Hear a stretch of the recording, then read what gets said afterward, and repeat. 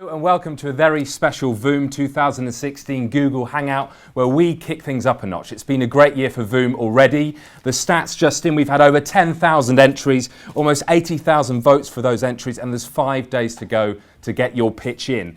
But today we're going to answer that question that's on loads of your lips. Who exactly are you going to be pitching to on June the 28th? So it's my great pleasure to introduce our judging panel for VOOM 2016 this afternoon, and it's absolutely fantastic. I'm seriously excited to talk to these guys. So let's meet them one by one. First up, all the way from LA, the brilliant Tyra Banks. Hi, Tyra.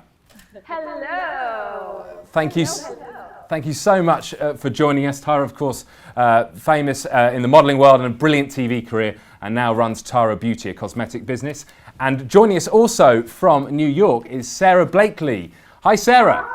Hello. It's great to see you as well, founder of Spanx and seriously charismatic speaker about all business, and we're so glad to have you on board. And joining me in London, again, I'm really lucky to welcome Marcus Butler here, a YouTube sensation, if I dare call you that. You can call me that, thank fantastic. you. Over 4 million subscribers to his YouTube channel, best-selling author and a business guy in his own right too. Also on my left, Peter Kelly, Managing Director of Virgin Media Business, the brains behind VOOM 2016, and a really passionate supporter of new businesses. And of course, the Governor, calling all the way from Necker Island, Sir Richard Branson. Richard, hello. Hello, nice to see you. And you. So this is going to be good fun, I think. So just to kick us off, Richard, why is it a great idea for businesses to enter competitions like VOOM, do you think? Well, when I started, there wasn't any competitions. In fact, the idea of people entrepreneurially starting businesses really was almost unheard of. Nowadays, I think it's very important that we encourage as many entrepreneurs as possible. I mean, entrepreneurs are the people who sort out most of the problems in this world. They go into creating things to make people's lives better. So it's fantastic. We've had 10,000 entries, and you know, it's getting stronger and stronger every year. Yeah, fantastic. And Tyra, when you're going to be sat there behind that desk on the 28th of June, what sort of business, what sort of person are you looking for in this final? Well, a lot of investors say that they don't invest in businesses, they invest in people. So you have to see that that founder is truly passionate, extremely aware of the sector that they are going into, and just has that passion and that tunnel vision, and that they won't stop until they get, you know, either a yes or they rack up so many no's that they still continue to go forward, that there's no such thing as this is not possible. So that's what I'm looking for. And of course, an amazing idea and something that that is a product, whether it is digital or physical, that the public truly wants or needs, but doesn't know they need yet. Sure. And so, Sara, does it start with passion for you as well? Yes, it does. I mean, I always, even through the Spanx journey, now 16 years doing this, I like to hire people and surround myself with people, first and foremost, that have the passion. So I didn't know what I was doing. I mean, I had no background in manufacturing or fashion or anything when I started Spanx. So I always pay attention to not limiting people just for their specific skill set for what they're doing. So passion is first. And then, of course, I'm looking for people who are very quickly and easily defined solving a problem or creating something better for the world. Fantastic. And so, Marcus, these guys are going to be pitching to you. Yes. They might be quite nervous. How you're a great communicator. How does someone go about doing a really good pitch? For me, I do a lot of presentation and talking in front of public as well, and I still get nervous about it. Luckily, with what I do, has given me confidence and stuff to be able to talk to people. So I'd say again what these guys are saying, like if you're passionate about something, then you can kind of just talk about it no matter what circumstance you're under. That's what I feel anyway. When I'm asked questions about YouTube or about healthy eating, because I am so passionate about it, the answers are kind of naturally there for me. Right. Along with obviously preparation, like I want to see these guys come in prepared and know what they're going to be talking about. So yeah, sure. So we go up to Peter. So we've heard a lot about passion from everyone. Do you think that sort of authentic connection to your business and that real passion is what comes first for you as well. Yeah, very much around understanding the people. The founder or the leader has to really, really believe in their business, and they have to have proven through some type of track record that they've been through some tough times, sure, and they've pushed on through. But at the same time, they have a vision, and they have a vision for scale. One of the key things that I'll be looking for is a founder who has a real vision for scale for their particular product or solution. Okay, so scale by scale, you mean it could be huge? Absolutely. We're looking for companies that want to VOOM, that right, see this as potentially a big market in the UK, but more often not see it as a big market globally, sure, to take a product or a solution and make it go VOOM. Sure, fantastic. And Sarah, Yes. we just spoke about pitches briefly there. You've pitched to Richard, haven't you? I pitched to Richard. It was scary and intimidating. I actually did it through video. I had to do a video submittal, and I would say that humor was a really big part. I wanted to make sure that I could stand out by hopefully making him laugh. And I cold called selling fax machines door to door for 7 years before I started Spanx, and quickly learned through a lot of rejection that if I could make someone laugh or smile in the first 15 seconds, I got another 15 seconds usually. And so after Sarah pitched to me, I wanted to be sure that she was made of the metal that she claimed she was. So we took her up in 2 hot air balloons with a plank between the 2 balloons. And I was in one balloon and she was in the other balloon, and I made her walk the plank to come across. She somehow remarkably overcame her fear, and the rest is history. But she went to extraordinary lengths to put Spanx on the map worldwide, and now it's one of the most successful companies in the world. fantastic. You must be pitched to all the time, aren't you, Richard? What does it take to stand out? You must have heard everything by this stage. I mean, what does it take to grab your attention and really shake you? I was in one of the most unusual pitch sessions. I was doing the Cape Argus bicycle race, and I should think about every half an hour somebody would ride alongside me, and I was absolutely shattered while they were bike pitching. But I think that the worst thing about pitching is when people repeat themselves. I just think really short, really to the point. 2 or 3 minutes, you should be able to get your idea across. I think the idea of the elevator pitch is actually a very sensible one. You're going to get the person's personality, you're going to get their idea, all in the time it takes to get from ground 1 to ground 10. Great, fantastic. And Tyra, do you ever get nervous? You've obviously had a long and illustrious career. Do you ever get nervous in situations where you have to even now sell yourself and sell your business? Yeah, well, the good thing, or what was fortunate for me, I guess, with Tyra Beauty is I didn't have to pitch it because it's self-funded. And a lot of people say that's the smartest thing in the world, and a lot of people say that's the dumbest thing in the world, that I should use other people's money. But right now it is self-funded, so I didn't have to pitch. However, my background is, first modeling, but then after that television, and having to get in a room with networks and to pitch ideas is something that can be very nerve-wracking. And there's one thing that is used a lot in entertainment, and it's now used, when it comes to startups and people pitching, is mention things that people know and how you are the new version of that or a combination of that. So, for instance, America's Next Top Model. When I pitched America's Next Top Model to networks, I went in and I said, it's that new show that just came out called American Idol, where they're singing and there's a winner, but it's mixed with that show that's been around for a while called The Real World, where those people live together, but it's set in the modeling industry. So performance on a stage, but not singing, modeling, but you get to see them go home and what they're doing at home, like The Real World, but set in the modeling industry. And that immediately made people go, oh, I get it. And so it's like, similar to what people should do when they're pitching an idea that is so weird and so crazy, and it's some, new business, and like, what the hell? So you're like, well, it's Uber meets Snapchat with a little bit of Airbnb and a little bit of, LinkedIn sprinkled in. And the people are like, oh, okay, I get it. It's a way to simplify things. Hey, fantastic. You piggyback on what already exists. That's fantastic. Yeah. How could anybody not say yes to Tara? It should be impossible to try to get that word no out of your mouth. So people are putting their pictures up on the website. They've got to get eyeballs on that.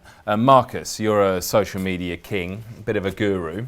What are your top tips for getting attention using the social channels onto your idea, would you say? The thing with social media is that for me, everything, like everything I've built is based on social media. So I guess I have to constantly be keeping on top of it or making sure I'm being funny or things like that. So for me, with creating Saucebox, the healthy subscription snack box, it was all about giving it like a personality. So I felt like what worked with me as my own brand was I had this personality that I was sharing with people. So if I could bring that over to Saucebox and give that a personality, then people would be able to relate to that a little bit better. Be consistent on those social media channels. So whether you're on Instagram, whether you're on Twitter, Snapchat, they all have their own uses, but how you use them, be consistent within that. Okay. Also, make what do you mean by consistent though? So, you know, how you post on Instagram is different to what you'd post on Twitter. So you might have really fancy pictures on Instagram, but on Twitter you might be more to the point or sharing brand new information that you've just released, things like that. How many have I given you there? That's 3? great. That's 3? That's all good. But I suppose the big point is everything you communicate should have your tone of voice in it, not just sort of don't be boring. Yeah, don't be boring. That's the other thing I was going to say. It's like in terms of growth, people like to share things that they find funny or that has meaning to it. So if you can bring those into the identity or into the campaign itself, I feel like. Yeah. And Sarah, I know you, when you were starting out, like you said, you started out with $5,000 to start Spanx. And then I think I've read that Oprah was a big help. But how did you go about getting someone as influential as Oprah to support your product and support your campaign? I actually sent her products. So I put together a gift basket and a handwritten note explaining what the product was, and she received the package, and her hairdresser was the one who said, I think you should give it a try, and she put it on and thankfully hasn't really taken them off. She wears them every day, and she's been a big champion of the brand, so it was great. But I literally kind of cold called her by sending her the product. Send her free stuff. The interesting thing, I was going to say, the interesting thing about Sarah's product is that, like, every woman, whether they're famous or not famous, loves to admit that they're wearing something that usually you would be like ashamed to admit.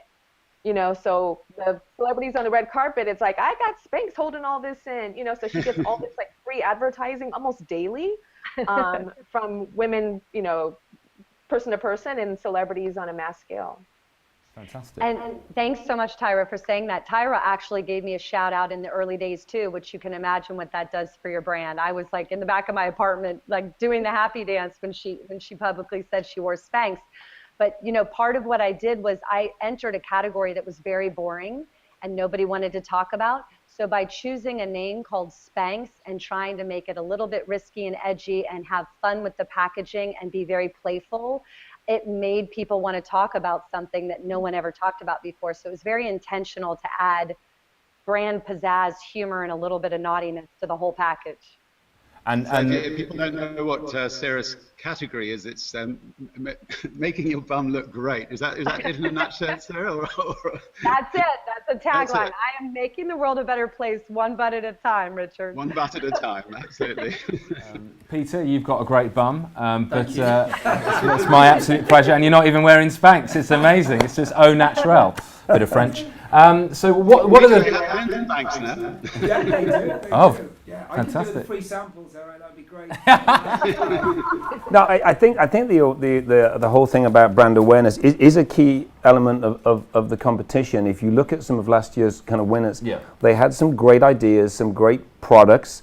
They were off and running, but just didn't have the awareness. And in fact, you look at a number of the winners from last year, yes, they get £250,000 worth of brand and advertising help from kind of Virgin Media Business, but the association with the competition itself, winning it, and the PR that comes with being associated with Richard and winning the competition, and then obviously the program that we put in place with them over the year has actually allowed a number of those companies to go absolutely through the roof in terms of revenue, growing in country and growing globally. So that awareness that comes through the program is a key facilitator for their growth this year. Fantastic. And Richard, was that something that was really at the front of your mind? Did we think, you know, when you were at the start of the Virgin journey, you were famous for your brilliant publicity. Was that a core part of your strategy? Was it something you thought about at every step of the way, or was it just something that happened as a happy accident almost? No, it wasn't a happy accident. I mean, like when we had one second-hand 747 taking on British Airways with 300 planes, I knew that the only way I was going to get people to know about Virgin was to use myself. So, you know, we ended up, you know, trying to beat the transatlantic record for the fastest boat, and then sinking, and then doing it again the next year, and then we tried you know, to get across the Atlantic in a balloon and be the first to cross, and crashing in the sea, and then we went again across the Pacific, and so on. So, but you know, this process was a lot of fun, but we also ended up putting the Virgin brand on the map on a global basis. Great, fantastic. And Sarah, we think back to... I would just like to add, as someone who got to be, you know, exposed to Richard early on in my career, and I met him through his show, The Rebel Billionaire. It just was so exciting for my brand as well. So I think this is such a cool opportunity for entrepreneurs, and I've been able to see firsthand what it did for my journey.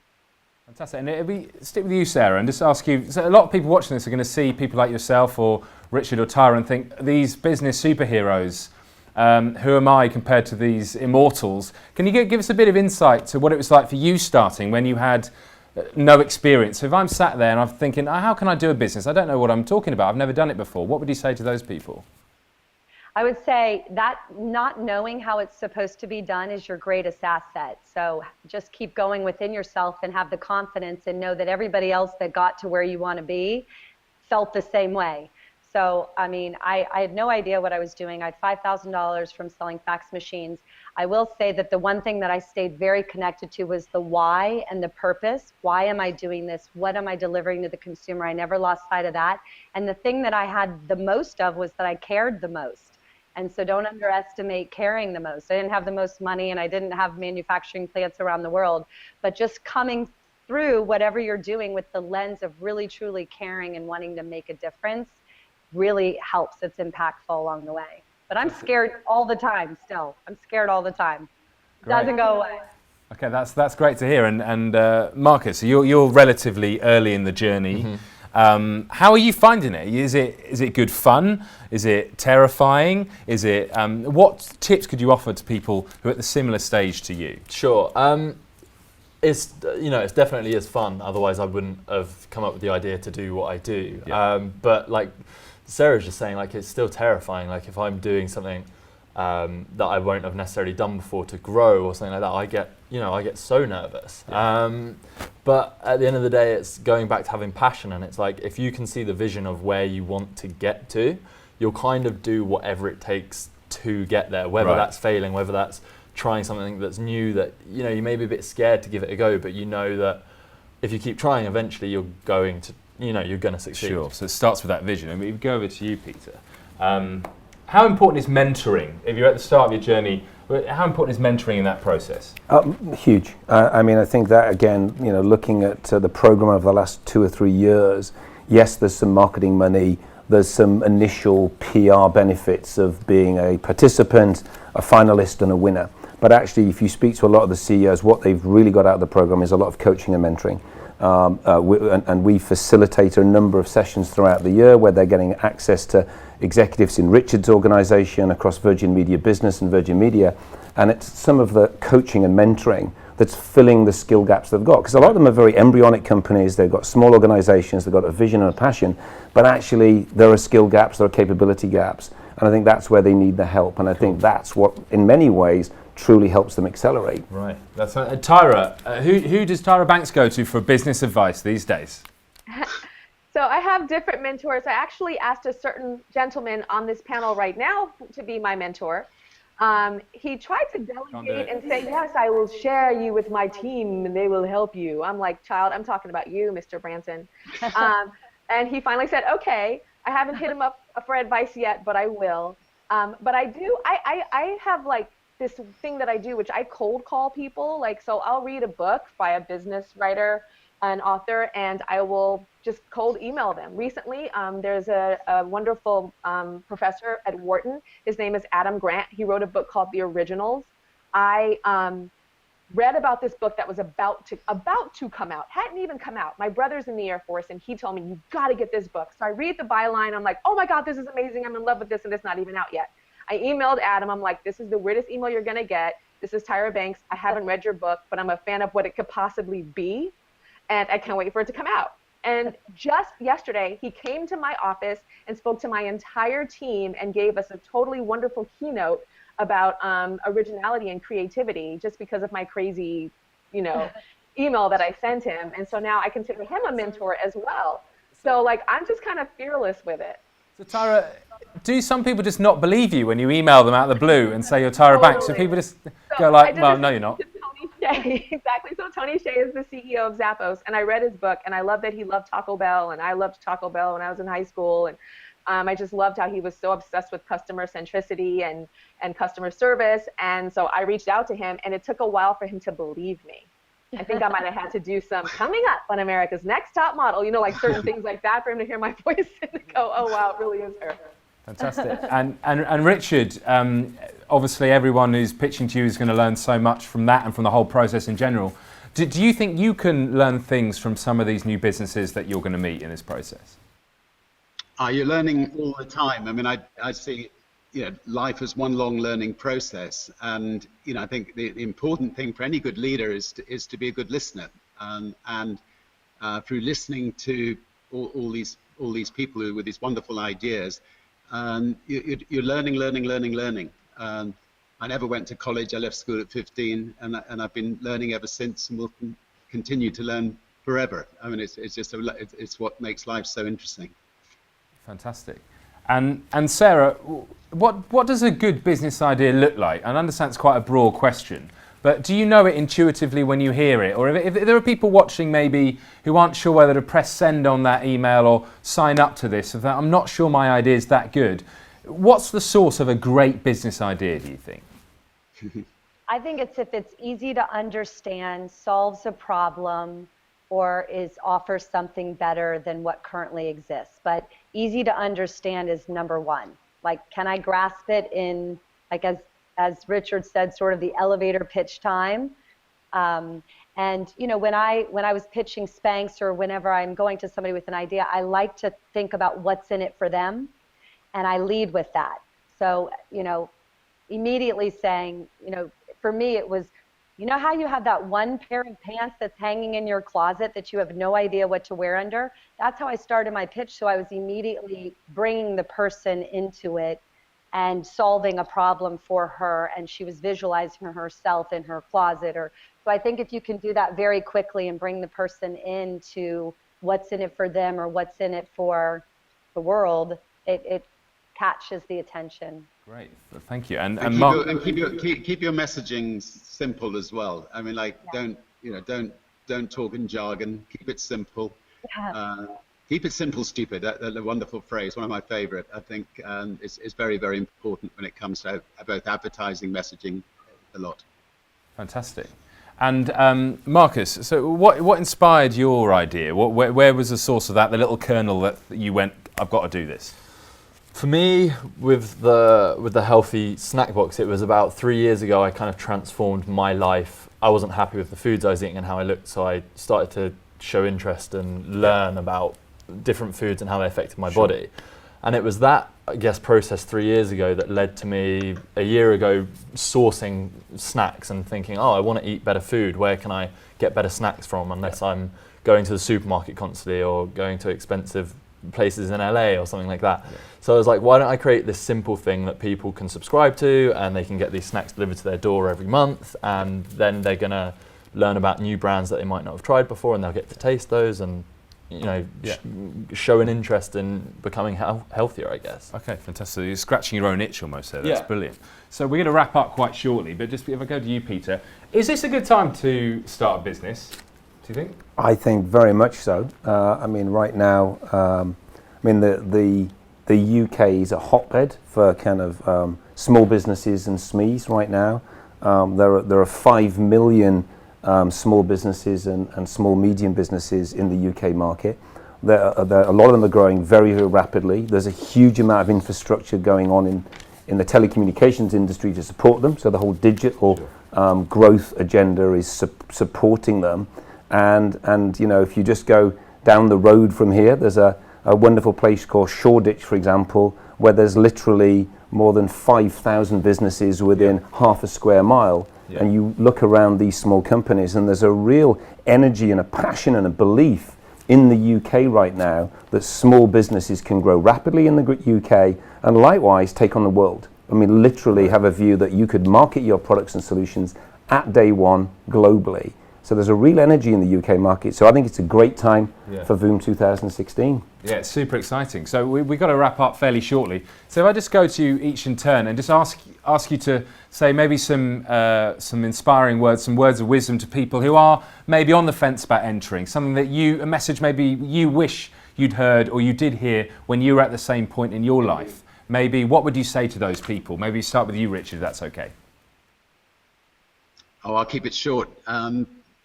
My favorite phrase, screw it, just do it. Get on with it. Great, I should get that on a mug. Yeah. Tyra, what do you reckon? You don't want to wake up tomorrow and regret that you did not do this. So let's live with no regrets and just jump and do it. Fantastic. And Sarah, what do you reckon? I would say definitely trust your gut and start small, think big, and scale fast. Fantastic. And Marcus, if we come on to you, mate.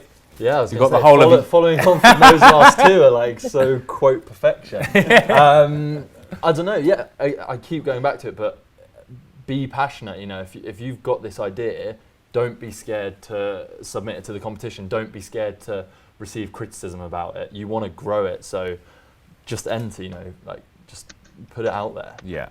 Fantastic, and that's good. And finally, Peter, we come to you. Yeah, oh gosh, I'll stick with the B's. Have lots of belief, be brave, and be bold. Yeah. Fantastic, cool.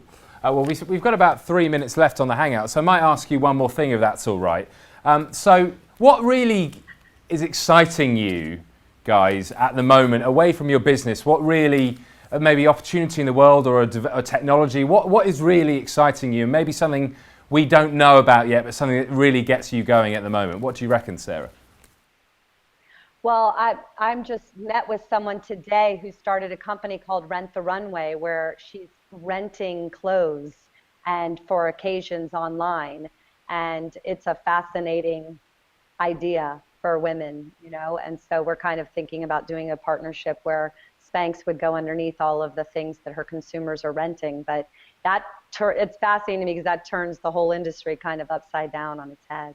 Yeah, fantastic. And Richard, what about you? I suppose it might be something to do with space, is it?